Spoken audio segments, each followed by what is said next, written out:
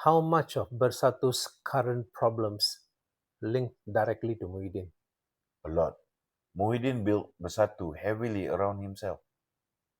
The party's identity became tied to his image, his leadership, and his political positioning. But today, many voters see Muhyiddin as a politician from the past rather than the future. Let's be honest, Bersatu rose to power largely because of political circumstances, defections, and alliances, not because they built strong long-term grassroots foundation like UMNO. Now the political environment is changing. And when the political winds change, parties built mainly around short-term momentum often collapse very quickly.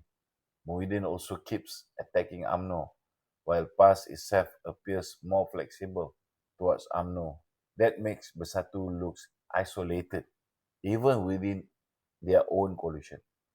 What is the biggest political lesson for Bersatu from this Johor election? For me, the lesson is simple. Political relevance is never permanent. Bersatu once believed they could permanently replace UMNO as the main Malay political force. But today, the situation is very different. UMNO still has deep grassroots structure, loyal supporters, and long political experience. PAS has ideological loyalists and disciplined machinery.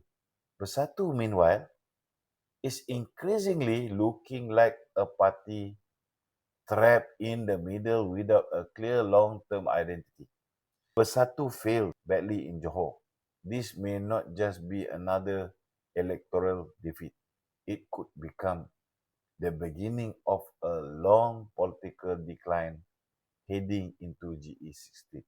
And once voters start believing a party is dying politically, that perception itself can become unstoppable.